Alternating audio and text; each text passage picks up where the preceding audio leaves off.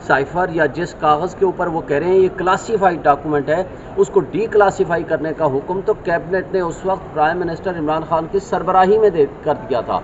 और मुझे बताएं कि पाकिस्तान पे कोई अटैक कर रहा हो, पाकिस्तान की खुद मुख्तारी पे कोई फॉरेन स्टेट अटैक कर रही हो, क्या प्राइम मिनिस्टर और कैबिनेट को ये इख्तियार नहीं है कि वो कौम को एतमाद में लें? क्या उनको इख्तियार नहीं है कि नेशनल सिक्योरिटी कमेटी में इसको लेकर जाएं?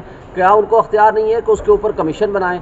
और आपको याद होगा कि पहली कैबिनेट मीटिंग में ये डी क्लासीफाई भी हुआ और इसने इमरान खान साहब ने उस मैटर को नेशनल सिक्योरिटी काउंसिल में रखा और नेशनल सिक्योरिटी काउंसिल ने ये वाज़े तौर पर लिखा कि डिमाश किया जाए यूएस एम्बेसडर को, यानी वहाँ शदीद एहतजाज उनसे किया जाए। तो ज़ाहिर है उसके कंटेंट्स ख़तरनाक थे, मुदाखलत थी, जो कि बाद में साइफर लीक होने के बाद वो कंटेंट्स भी आपके सामने अब आ चुके हैं। तो इसके बाद जब दोबारा नेशनल सिक्योरिटी कमेटी की मीटिंग हुई हेडेड बाई शहबाज शरीफ, उन्होंने भी उन्हीं कंटेंट्स को इंडोर्स किया और उन्होंने कहा कि बिल्कुल ये गलत बात है, ये इंटरफेरेंस है, ये मुदाखलत है, हम उसकी शदीद मज़म्मत करते हैं। फिर जो शहबाज शरीफ साहब थे उसने फ्लोर ऑफ द हाउस पे खड़े होकर कहा था कि ये जो साइफर के ऊपर जो अल्फाज थे वो धमकी आमेज थे। मुझे बताएं फिर धमकी किसको थी?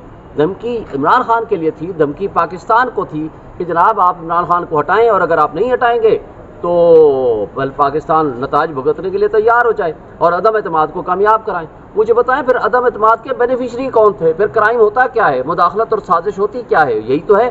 फिर शहबाज शरीफ ने फ्लोर ऑफ द हाउस पे खड़े होकर कहा था कि उसके ऊपर मैं कमीशन बनाऊंगा, इसकी तहकीकात कराएंगे इंडिपेंडेंट फोरम से। क्यों नहीं कराई उन्होंने पूरा साल? इमरान खान ने तो ख़त लिख दिया था ना चीफ जस्टिस को, स्पीकर के ज़रिए, प्रेसिडेंट अलवी के ज़रिए, कि जनाब आप इस पर तहकीकात कराएं, आप कमीशन बनाएं, जुडिशल कमीशन बनाएं। और इमरान खान ने जनरल रिटायर्ड तारिक की सरबराही में कमीशन भी बना दिया था।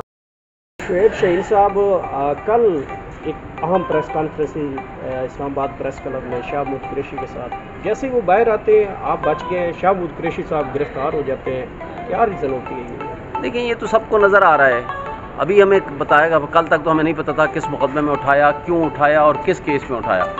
अब हमें ये समझ आ रही है कि अगर 15/8 का ये FIR ऑलरेडी कटी हुई थी, हमने तो बारहा पूछा, हर एक से पूछा कि भाई अगर FIR है तो हमें कॉपी दें ताकि बेल बिफोर रेस्ट हम कराएं, लेकिन उसका हमें नहीं पता था, ना तो बेल बिफोर रेस्ट का पता था, ना हमें FIR का पता था। हमारे पास होता तो हम बेल करा लेते, लेकिन जो ही प्रेस कॉन्फ्रेंस करके बाहर आते हैं, घर पहुँचते ही उनको गिरफ्तार कर लिया जाता है। लेकिन असल बात इसमें यह है कि अगर 15/8 की FIR थी तो उन्होंने उससे पहले क्यों नहीं गिरफ्तार किया, कोई वारंट ऑफ अरेस्ट क्यों नहीं जारी कराया, या कोई कौन सी रीजनिंग दी?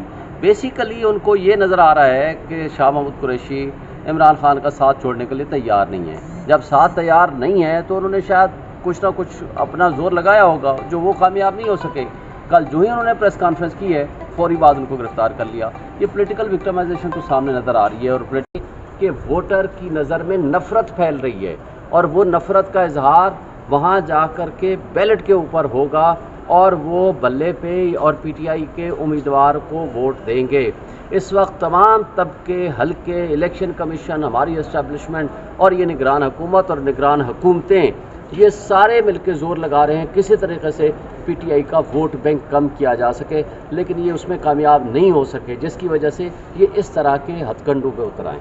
अच्छा बताइएगा कि सीक्रेट एक्ट तो लगा दिया गया है और स्पेशल सीक्रेट एक्ट जो है इसका फ़ाल भी कर दिया गया है और इसके तहत मुकदमा भी दर्ज कर दिया गया है, तो ये किस तरह से सीक्रेट एक्ट लगा दिया गया और इसका अब आप लोग क्या ग्राउंड तैयार करेंगे? देखिए पहली बात तो ये है कि जो ऑफिशियल सीक्रेट एक्ट नया कानून बना था उसका इतलाक़ तो पुराने किसी भी इशू पे नहीं हो सकता, क्योंकि ये FIR वो ये कहते हैं 15/8 को हमने दर्ज की थी और 15/8 की FIR पुराने ऑफिशियल सीक्रेट एक्ट के मुताबिक की है।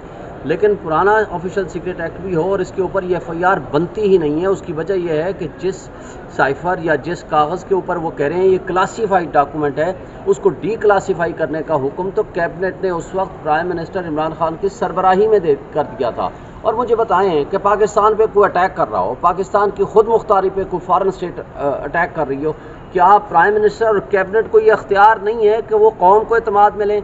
क्या उनको इख्तियार नहीं है कि नेशनल सिक्योरिटी कमेटी में इसको लेकर जाएं? क्या उनको इख्तियार नहीं है कि उसके ऊपर कमीशन बनाएं? और आपको याद होगा कि पहली कैबिनेट मीटिंग में ये डी क्लासीफाई भी हुआ और इसने इमरान खान साहब ने उस मैटर को नेशनल सिक्योरिटी काउंसिल में रखा और नेशनल सिक्योरिटी काउंसिल ने ये वाज़े तौर पर लिखा कि डिमाश किया जाए यूएस एम्बेसडर को, यानी वहाँ शदीद एहतजाज उनसे किया जाए। تو ظاہر ہے اس کے کنٹینٹس خطرناک تھے، مداخلت تھی، جو کہ بعد میں سائفر لیک ہونے کے بعد وہ کنٹینٹس بھی آپ کے سامنے اب آ چکے ہیں۔ تو اس کے بعد جب دوبارہ نیشنل سیکورٹی کمیٹی کی میٹنگ ہوئی ہیڈڈ بائی شہباز شریف، انہوں نے بھی انہی کنٹینٹس کو انڈورس کیا اور انہوں نے کہا کہ بالکل یہ غلط بات ہے، یہ انٹرفیرنس ہے، یہ مداخلت ہے، ہم اس کی شدید مذمت کرتے ہیں۔ پھر جو شہباز شریف صاحب تھے اس نے فلور آف دی ہاؤس پہ کھڑے ہو کر کہا تھا کہ یہ جو سائفر کے اوپر جو الفاظ تھے وہ دھمکی آمیز تھے۔ مجھے بتائیں پھر دھمکی کس کو تھی؟ دھمکی عمران خان کے لیے تھی، دھمکی پاکستان کو تھی کہ جناب آپ عمران خان کو ہٹائیں، اور اگر آپ نہیں ہٹائیں گے تو پاکستان نتائج بھگتنے کے لیے تیار ہو جائے اور عدم اعتماد کو کامیاب کرائیں۔ مجھے بتائیں پھر عدم اعتماد کے بینیفیشری کون تھے؟ پھر کرائم ہوتا کیا ہے؟ مداخلت اور سازش ہوتی کیا ہے؟ یہی تو ہے۔